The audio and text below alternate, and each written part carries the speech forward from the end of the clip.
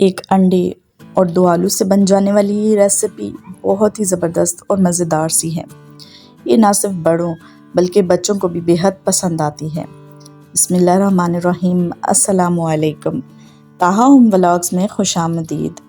अगर आपके पास एक अंडा और 2 आलू हैं तो यकीन करें कि अगर आप ये रेसिपी बनाएंगे तो आपके स्नैक्स जो हैं वो बहुत ही ज़बरदस्त और मज़ेदार से बनेंगे। तो रेसिपी पसंद आए तो लाइक कीजिए और ताहा होम व्लॉग्स को सब्सक्राइब भी कीजिए। तो चलिए फिर शुरू करते हैं।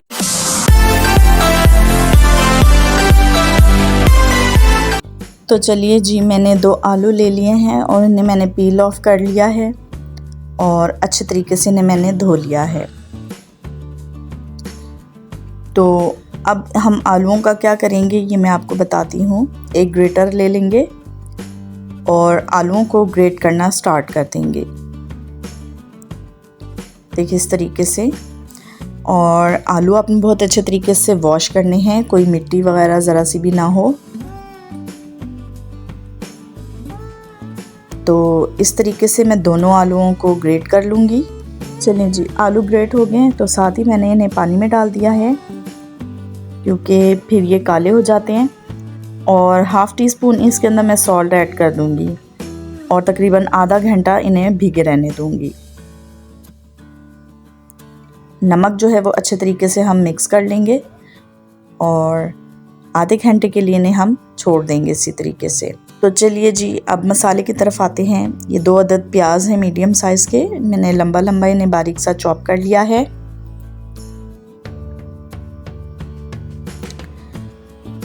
तो इसके अंदर अब हम ऐड करेंगे आलू और पानी जो है वो अच्छे तरीके से हम निचोड़ लेंगे इनका, बहुत ही अच्छे तरीके से। तो देखिए मैंने इसके अंदर ऐड कर दिए हैं सारे आलू और अब इसमें हम कुछ मसाले ऐड कर लेंगे। सबसे पहले जी ये थोड़ा सा पुदीना है, पुदीना ऐड किया है मैंने बिल्कुल बारीक बारीक चॉप करके। और थोड़ी सी मैंने ये 1 टेबल स्पून के बराबर इसमें पालक ऐड की है। अब इसमें मैं 1 अंडा शामिल कर दूंगी जैसे कि मैंने आपको रेसिपी के शुरू में बताया था। और ये 1/4 कप मैदा है, ये हम इसके अंदर ऐड कर देंगे छान कर। चलें जी, मैदा भी ऐड हो गया इसके अंदर। तो अब इसके अंदर मैं ऐड करूंगी 1 टेबल स्पून कॉर्नफ्लोर और हाफ़ टी स्पून काली मिर्च, हाफ़ टी स्पून नमक और half teaspoon red chilli powder add कर देंगे हम इसके अंदर। और हाफ़ टी स्पून इसमें कुटी हुई लाल मिर्च ऐड कर देंगे हम। और तकरीबन 1/4 टीस्पून इसके अंदर मैं ऑरिगेनो पाउडर ऐड कर दूंगी, इससे बहुत ही ज़बरदस्त सा टेस्ट और फ्लेवर आएगा। अब इन सब चीज़ों को हम अच्छे तरीके से मिक्स कर लेंगे। इसमें कोई और चीज़ ऐड करने की ज़रूरत नहीं है, पानी भी इसमें नहीं ऐड करना है हमने।